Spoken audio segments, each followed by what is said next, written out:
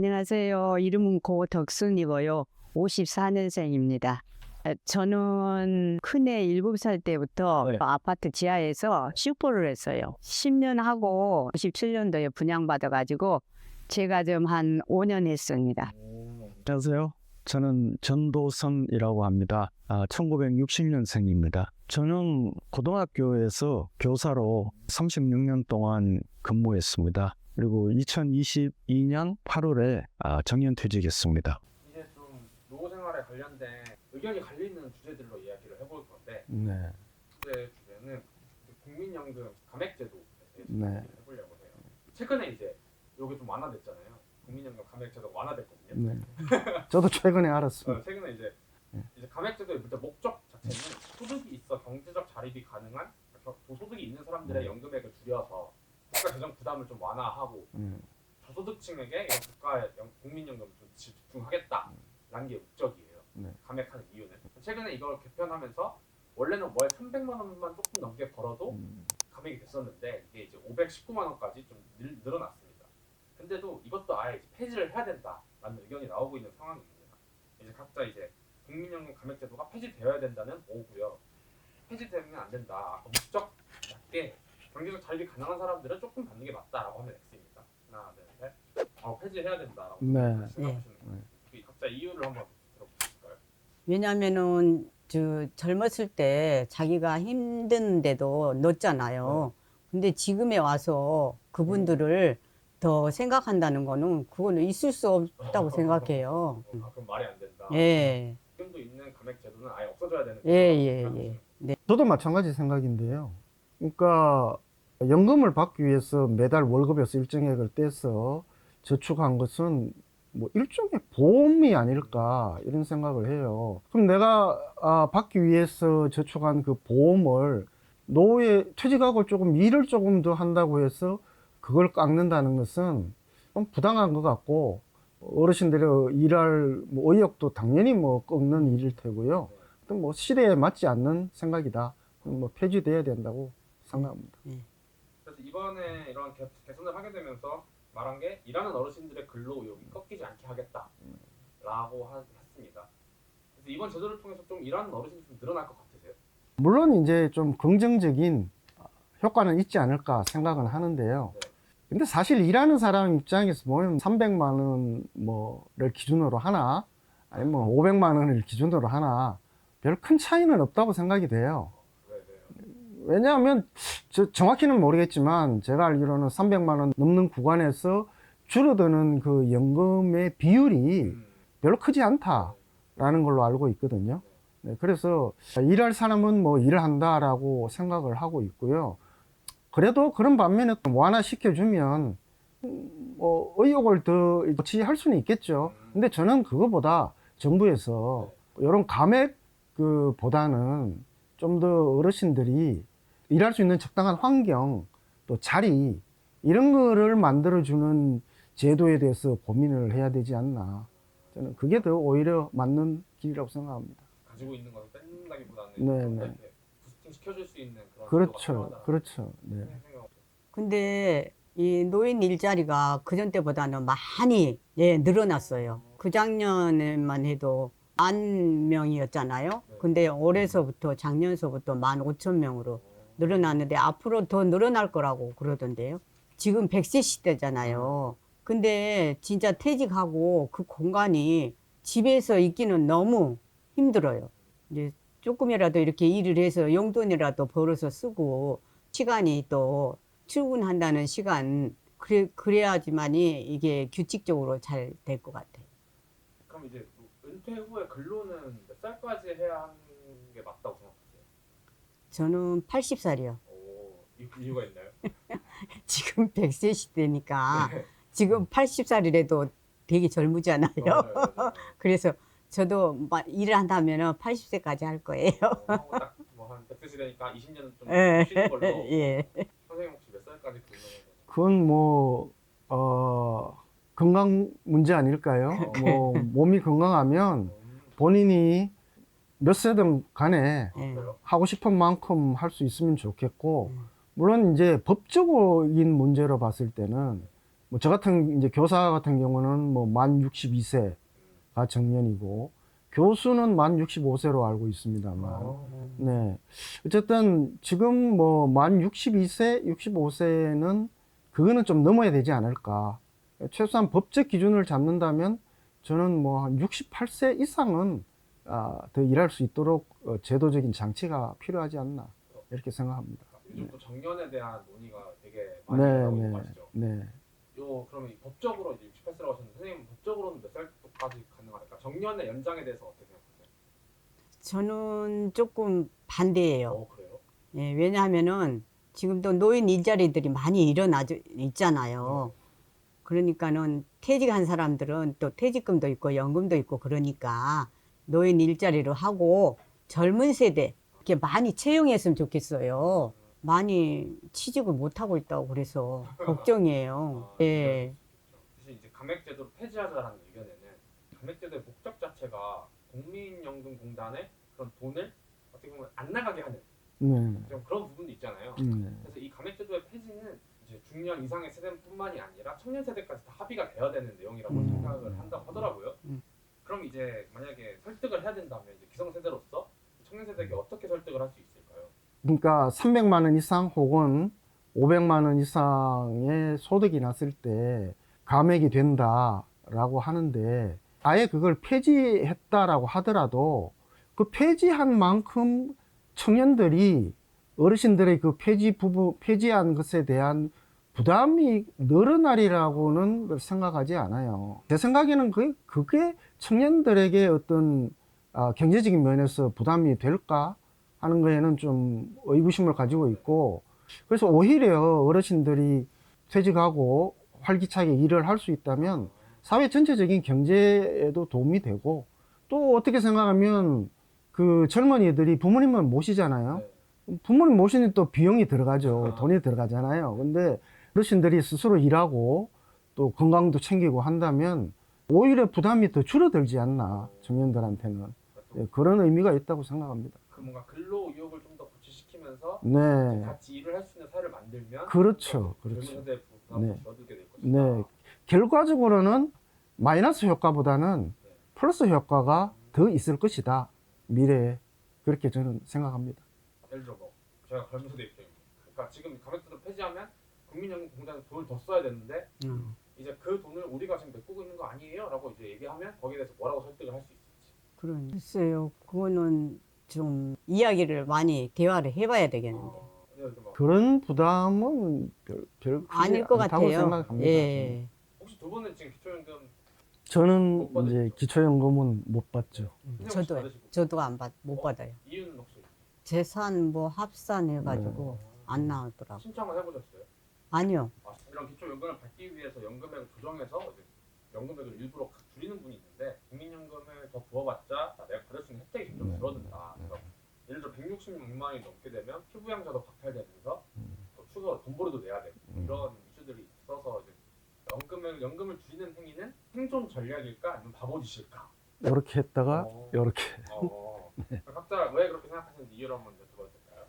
연금을 줄인다는 거는 말이 안 되죠. 왜냐하면은 그 젊었을 때 그래도 빠듯하게 부었잖아요. 있는 힘을 다해서 부었는데 조금 부었지만은 그거를 이제 62세부터 타잖아요. 네.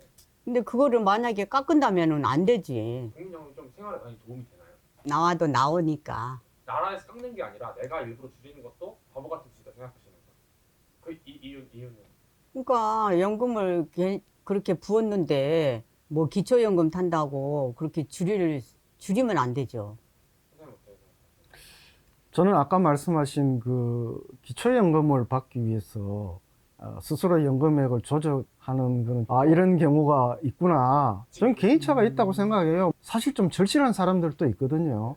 그냥 연금액을 넣어서 받는 것보다 내가 기초연금을 더 받을 수 있으면 그 플러스해서 단 얼마라도 더 생활에 보탬이 될 수 있다. 저는 뭐 충분히 그런 생각할 수 있다고 생각합니다. 근데 제 개인적으로는 뭐 조금 부정적인 입장인데요. 그거는 사실 이제 연금은 뭐 공적이고 평생 이제 가는 거고, 물론 기초연금도 고정돼 있고 평생 가는 거죠. 특별한 뭐 어떤 그 이상이 생기지 않는 한. 네, 그렇지만 예를 들어 이런 경우 있지 않을까요? 예를 들어 배우자가 사망을 했다. 그런 경우에는 남아있는 배우자가 그 연금을 승계하게 되거든요.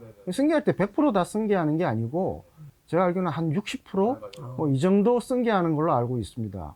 만약에 이제 그런 일이 생기면 연금을 좀 적게 해놓았던 것이 참 많이 불리하지 않을까. 사람 일은 어떻게 될지 모르지 않습니까? 그래서 좀 더 안전한 쪽을 택하는 것이 맞지 않나 이렇게 생각합니다. 그럼 지금 이제 이 나라의 연금 제도가 가장 최고의 노후 대비 수단이라고 생각하세요? 그거는 많이 부은 사람은 괜찮겠지만은 우리는 빠듯하게 부어서 그게 생활은 그게 체감되지는 않은. 예. 저도 그게 국민연금은 국민연금 하나로는 뭐 예. 부족하다고 부족하지. 생각. 당연히 부족하다고 생각합니다. 그럼 이제 국민연금에 추납부라는 제도가 있잖아요. 혹시 아시나요? 예, 그게 있더라고요. 가정을 하나 해볼게요. 추납을 해요. 월 연금액이 50만 원에서 30만 원 정도가 늘어나요. 대신에 기초연금을 못 받아요. 추납을 하겠다라고 하면 O를 들어주시고 추납을 하지 않으면 그건 X입니다. 들어주시겠어요? 저는 이거는 O인가요? 네. 이유는 왜냐면은 비슷하잖아요. 50만 원을 받고 30만 원을 더 넣어야 되고 네. 또 안 넣으면은 30만 원을 더 안 넣어도 저기 연금 기초연금하고 연금이 나오잖아요. 그래서 그럼 결국에는 이제 연금 총액을 계속 맞춰서 늘려나가는 게 중요하다라는 생각이신 거네요. 저는 뭐 당연히 추납을 했더라도 연금을 늘리는 것이 맞는 방법이라고 생각을. 만약 이제 그러니까 추납을 안 하겠다는 것은 그 추납할 금액을 가지고 다른 걸 뭘 해보겠다는 거 아니겠습니까, 그죠? 근데 글쎄요, 그게 뭐 잘 되면 모르겠지만 그게 성공할 확률은 제가 보기에는 크게 뭐 높지 않다. 왜냐하면 그 돈이 또 뭐 좀 헤프게 쓰일 수도 있고 또 뭔가 이제 계획을 했더라도 그 계획대로 안 되는 경우가 계획대로 성공하는 것보다는 훨씬 더 많거든요. 그래서 안전하게 따진다면 추납을 하고 더 연금을 평생 받는 것, 이게 훨씬 그 바른 방법이 아닌가 그렇게 생각합니다. 마지막으로는 이제 조기 수령이거든요. 선생님 혹시 조기 수령 하셨나요? 아니요. 그러면 일단 먼저 조기 수령으로 연금액을 미리 땡겨받고 연금액을 그러니까 감소가 되더라도 조기 수령으로 연금액을 미리 땡겨받는 게 낫다. 아니다. 연금액은 절대 깎는 게 아니다거든요. 조기 수령을 찬성하시면 O, 연금액 깎는 게 아니다 하면 X를 보여주세요. 하나, 둘, 셋. O, 연금액을 두 분 다 깎는 게 아니다. 중요하다 하시는구나. 혹시 선생님 조기 수령을 고민한 적은 있으세요? 그거 안 해봤어요. 혹시- 우리는 조금 넣었잖아요. 그래서 뭐 예, 벌어서 예. 깎아서 받는 건 좀 그러니까. 그럼 이제 각자 이제 연금을 깎는 게 아니라고 생각하시는 이유에 대해서 한번. 물론 그것도 개인차는 있다고 생각을 해요. 당장 돈이 좀 급할 수 있죠. 가정에 일이 생겨서 또는 누가 갑자기 뭐 큰 수술을 하게 됐다든가 뭐 그런 경우가 있을 수 있다고 생각이 돼요. 구체적인 계획이 있고 또 자신감이 있고 또 투자 경험도 있고 뭐 그렇다면 뭐 그럴 수도 있다고 생각합니다. 근데 일반적으로는 저는 반대인데요. 왜냐하면 아까 이분도 말씀하셨듯이 한꺼번에 받아서 뭘 해가지고 별로 성공한 사례를 잘 못 봤어요. 네, 거의 대부분 막 날리는 경우가 많거든요. 그러니까 그 연금 하나도 없어지고 다 날리고 그럼 뭐 먹고 살겠어요?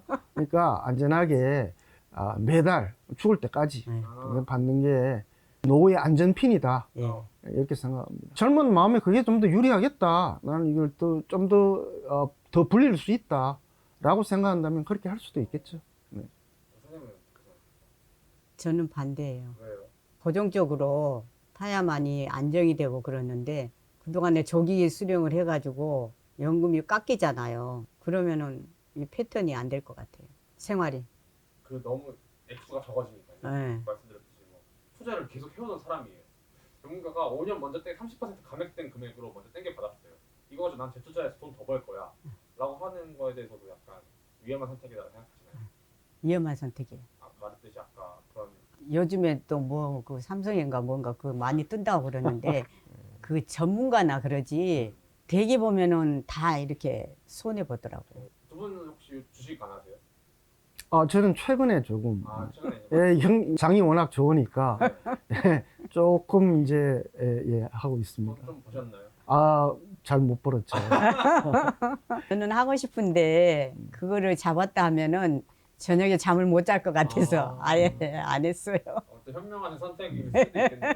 저는 4월에 시작했는데요. 네. 5월에는 좀 벌었어요. 근데 같은데. 변수가 여러 가지 생기더라고요. 뭐 스페이스X 뭐 이런 것도 있고 뭐 여러 가지 그런 경우들이 생겨가지고 주식은 아무도 모르는구나. 그러니까 좀 안전하게 하면 모르겠지만 조금 위험을 감수해야 된다. 이런 그러면서 생각이 이제 있습니다. 이런 거에 대한 체득도 하시고 네, 성공한 사람 없다. 네. 하신 거. 조기 수령을 선택하시는 분들 중에 네.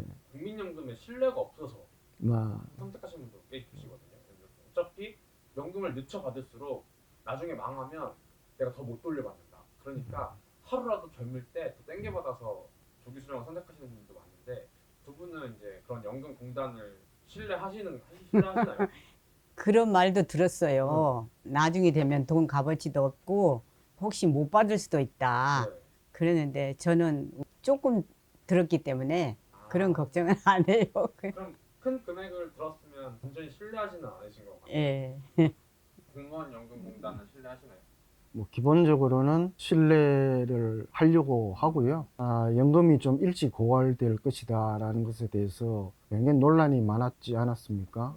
젊은 세대들도 많이 불안해하고 그런 점이 있었는데 국가가 이제 하는 일이고 어떤 변수가 생기더라도 제도적인 보완을 통해서 잘 해결해 나갈 수 있으리라고 저는 믿고 있습니다. 그럼 이제 마지막으로 두 분에게 노후의 연금은 어떤 의미인지. 자기 재산이나 생명 같아요. 이렇게 몸이 아프고 그럴 수가 있잖아요. 네. 그럼 일을 못하면은 연금은 고정적으로 나오잖아요. 특 재산이고. 예. 저는 뭐 당연히 교육연금을 받고 있으니까 그게 생명줄이죠. 최대한 맞춰서 생활을 하고 조금이라도 뭐 여유가 있다면 이걸 가지고 좀 더 불릴 수 있는 그런 걸 생각해야지 뭐 그 외에는 다른 방법은 별로 없다고 생각합니다.